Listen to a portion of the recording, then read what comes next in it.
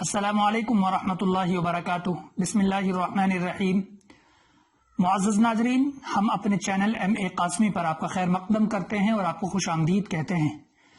ناظرین، آج ہم پھر سے آپ کی خدمت میں سیرت النبی صلی اللہ علیہ وسلم کی 5ویں قسط اور 5واں ایپیسوڈ لے کر حاضر ہوئے ہیں۔ ہم آپ سے گزارش کرتے ہیں کہ آپ ہماری اس گفتگو کو توجہ کے ساتھ سنیں، انشاءاللہ بہت ہی زیادہ فائدہ ہوگا۔ اس سے پہلے ہم نے 4 قسطوں میں نبی پاک صلی اللہ علیہ وسلم کی سیرت کے تعلق سے گفتگو کی ہے۔ اگر آپ سننا چاہتے ہیں تو آپ ان کو بھی ویڈیو کی لسٹ میں جا کر سن سکتے ہیں۔ ناظرین، جیسا کہ ہم نے کل بیان کیا تھا کہ نبی پاک صلی اللہ علیہ وسلم کی عمر شریف جب جوانی کی طرف چل رہی تھی تو آپ کس طریقے سے لوگوں کے ساتھ پیش آ رہے تھے اور لوگ آپ کو لے کر کیا کیا سوچ رہے تھے اور لوگ آپ کے بارے میں کیا کہتے تھے، اسی چیز کو جوڑ کر آج تھوڑی سی پھر ہم گفتگو کریں گے انشاءاللہ۔ اس کے بعد اور مزید واقعات کو آپ کے سامنے واضح کریں گے۔ دیکھیے، جب نبی پاک صلی اللہ علیہ وسلم کی عمر شریف میں اضافہ ہوتا جا رہا تھا، اللہ رب العزت آپ کو ہر طریقے سے بچپن ہی سے محفوظ فرما رہے تھے اور ہر چیز سے بچا کر کے چل رہے تھے، جاہلیت کے کاموں سے، برے کاموں سے، اور اسی طریقے سے ہر اس کام سے جس کا کوئی فائدہ نہیں ہے، ہر اس کام سے جس کا کوئی اچھا رزلٹ نہیں ہے، ہر اس کام سے جس کے نتائج اچھے نہیں ہیں، جس کے رزلٹ خراب ہیں، ان سے اللہ رب العزت اپنے پیارے حبیب محمد مصطفیٰ صلی اللہ علیہ وسلم کو محفوظ رکھ رہا تھا۔ کسی نے اللہ کے نبی صلی اللہ علیہ وسلم سے معلوم کیا کہ کیا آپ نے کبھی بتوں کی پوجا کی ہے؟ اللہ کے نبی نے فرمایا کہ نہیں۔ کسی نے آپ سے معلوم کیا کہ اللہ کے نبی کیا آپ نے شراب پی ہے؟ یعنی زمانہ جاہلیت میں جب تک آپ نبی نہیں بنے تھے؟ آپ نے فرمایا نہیں۔ اور آپ نے مزید یہ بھی فرمایا کہ جب تک مجھے نبوت نہیں ملی تھی، نبوت کا اعلان نہیں ہوا تھا، اللہ کی جانب سے مجھے کچھ بھی عطا نہیں کیا گیا تھا، اس وقت بھی میں ہر بری چیز کو بری سمجھتا تھا اور میں ہر چیز سے اپنے آپ کو بچا کر رکھتا تھا اور ہر چیز کو جو غلط تھی ان کو غلط سمجھا کرتا تھا۔ نبی پاک صلی اللہ علیہ وسلم نے یہ فرمایا کہ میں کبھی بھی لغو کام اور بیکار کام کی طرف نہیں گیا، لیکن 2 مرتبہ میں نے ارادہ فرمایا۔ ایک مرتبہ کا واقعہ بیان کیا جاتا ہے کہ اللہ کے نبی صلی اللہ علیہ وسلم نے فرمایا اپنے بکری چرانے والے ساتھی سے کہ تم یہیں رکو، میں قصے اور کہانیاں سن کر کے آتا ہوں۔ اللہ کے نبی صلی اللہ علیہ وسلم جیسے ہی پہنچے تو وہاں پر گانے بجانے کی آوازیں آ رہی تھی۔ اللہ کے نبی نے معلوم کیا کہ یہ کیا ہو رہا ہے۔ فرمایا کہ شادی ہے یہاں پر، اس لیے یہاں پر گانے گائے جا رہے ہیں۔ تو آپ کو ایسی نیند آئی کہ آپ سیدھے صبح میں اٹھے۔ اللہ نے آپ کے کانوں پر مہر لگا دی۔ اللہ کے نبی سے صبح ان کے ساتھی نے معلوم کیا کہ کیا ہوا، رات آپ گئے تھے؟ آپ نے فرمایا کہ جاتے ہی نیند آ گئی، صبح میں آنکھ کھلی۔ پھر اللہ کے نبی صلی اللہ علیہ وسلم گئے تو دوسرے دن بھی یہی واقعہ پیش آیا۔ اللہ کے نبی صلی اللہ علیہ وسلم نے فرمایا کہ پھر اس کے بعد میں نے کبھی بھی اس طرح کے لغو کام اور جاہلیت والے کام کا ارادہ نہیں کیا۔ ایک واقعہ ناظرین یہ بیان کیا جاتا ہے کہ حضرت ابن عباس رضی اللہ تعالیٰ عنہ جب خانہ کعبہ کی تعمیر فرما رہے تھے تو اللہ کے نبی صلی اللہ علیہ وسلم بھی اپنے چچا کو پتھر اٹھا کر کے دے رہے تھے۔ حضرت عباس رضی اللہ عنہ نے اللہ کے نبی سے کہا کہ اے محمد، اپنا جو تہبند ہے اس کو کھول لو اور اس کو کاندھے پر رکھ لو اور اس کے اوپر پتھر رکھ کر کے لاؤ۔ اللہ کے نبی نے اپنے چچا کی بات مان لی اور ایسا کر لیا، لیکن جیسے ہی تہبند کھولا فوراً آپ بے ہوش ہو گئے۔ اللہ کے نبی سے معلوم کیا گیا کہ کیا ہوا تھا، تو اللہ کے نبی نے فرمایا کہ میرے سامنے سفید کپڑوں میں کوئی شخص آیا تھا اور اس نے مجھ سے یہ کہا تھا کہ اپنے سطر کی حفاظت کرو، یعنی جو یہ بدن کھل گیا ہے اس کو چھپاؤ، اس طریقے سے آواز آئی تھی۔ اللہ کے نبی صلی اللہ علیہ وسلم کی شرم و حیا بھی ایسی تھی کہ جس کی کوئی نظیر نہیں ملتی۔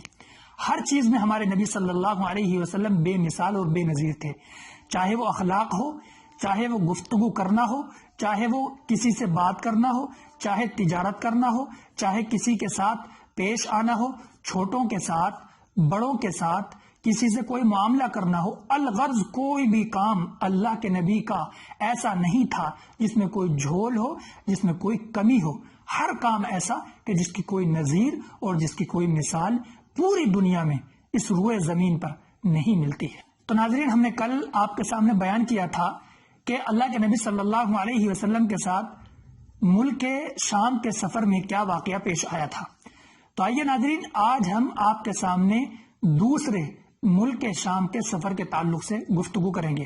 دوسرا ملک شام کا سفر اس طریقے سے پیش آیا کہ جس وقت پورے مکہ میں اللہ کے نبی صلی اللہ علیہ وسلم کی سچائی، امانت داری، اخلاق، ایمانداری کے چرچے ہو رہے تھے، پورے مکہ میں کوئی شخص ایسا نہیں تھا جو آپ کو صادق امین نہیں کہتا تھا، اسی وقت ایک خاتون جن کا نام خدیجہ تھا، مکہ کے شریف خاندانوں میں بہت مالدار عورت تھی، اور آپ کی نسبی شرافت اور عفت اور پاک دامنی اور آپ کی پاکیزگی اتنی مشہور تھی کہ سب آپ کو طاہرہ کہا کرتے تھے، یعنی مقدس اور پاک باز خاتون، آپ کو سب طاہرہ کہا کرتے تھے۔ جب ملک شام کے لیے قریش کے لوگ سفر کیا کرتے تھے تجارت کی غرض سے، حضرت خدیجہ رضی اللہ عنہا بھی ان کے ساتھ اپنا مال بھیج دیا کرتی تھی۔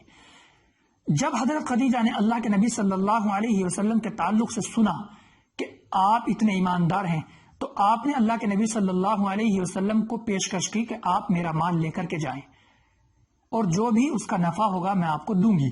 اللہ کے نبی صلی اللہ علیہ وسلم نے اپنے چچا سے مشورہ کیا اور آپ حضرت خدیجہ رضی اللہ عنہا کا مال لے کر ملک شام کے سفر پر تجارت کی غرض سے گئے۔ جب آپ وہاں پر پہنچے تو آپ ایک درخت کے سائے میں بیٹھ گئے، ایک شخص اور آپ کے ساتھ تھے۔ جب آپ اس درخت کے نیچے بیٹھے تھے تو ایک راہب آیا، ایک شخص آیا، ایک جو عیسائیوں کا عالم تھا وہ آیا، اور اس نے دیکھتے ہی فوراً یہ کہا کہ یہ تو نبی ہیں۔ ان سے معلوم کیا کہ آپ کو کیسے پتا ہے؟ انہوں نے کہا کہ اس درخت کے نیچے آخری مرتبہ حضرت عیسیٰ علیہ السلام بیٹھے تھے اور ان کے بعد یہ بیٹھے ہیں۔ اور بڑی غور کے ساتھ دیکھنے کے بعد یہ کہا اللہ کے نبی صلی اللہ علیہ وسلم کی آنکھوں کی لالی کے تعلق سے کہ یہ آنکھوں میں لالی کیسی ہے؟ تو جو شخص اللہ کے نبی صلی اللہ علیہ وسلم کے ساتھ تھے جن کا نام میسرہ تھا، انہوں نے فرمایا کہ تو رہتی ہے آپ کی آنکھوں میں۔ تو انہوں نے کہا کہ یہ نبی ہیں۔ اس راہب نے کیا کہا کہ یہ نبی ہیں، جو کتابوں میں نے نشانیاں پڑھی ہیں، جو کتابوں میں ہم نے پڑھا ہے، پورا کا پورا ان کے اوپر صادق آتا ہے اور ساری کی ساری نشانیاں ان کے اندر موجود ہیں، یہ نبی ہیں۔ پھر یہ واقعہ پیش آیا کہ اللہ کے نبی صلی اللہ علیہ وسلم جب وہاں سے گئے تجارت کی غرض سے اور ایک شخص سے آپ نے معاملہ کیا، تو وہ شخص آپ کے ساتھ جھگڑنے لگا اور یوں کہنے لگا کہ لات و عزا کی قسم کھائیں آپ۔ اللہ کے نبی نے فرمایا کہ میں لات و عزا کی قسم نہیں کھاتا، یعنی میں بتوں کی قسم نہیں کھاتا۔ تو جیسے ہی اس نے سنا، فوراً وہ شخص یہ کہہ بیٹھا کہ جو میں نے کتابوں میں پڑھا ہے وہی ہے، آپ نبی ہیں۔ اس طریقے سے جو عیسائی لوگ تھے، یہودی لوگ تھے، جو کتابوں میں پڑھ چکے تھے، ہر نشانی سے، آپ کے اخلاق سے، آپ کی عادتوں سے، آپ کے چہرے سے، ہر نشانیوں سے آپ کو پہچانتے جا رہے تھے۔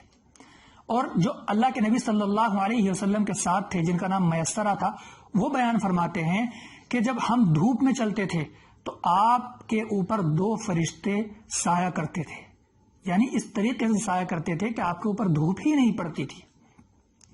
پھر یہ ہوا کہ آپ ملک شام کے سفر سے تجارت کر کے جب واپس آ رہے تھے مکہ کے لیے، تو راستے میں آپ کے اوپر فرشتوں نے سایہ کر رکھا تھا۔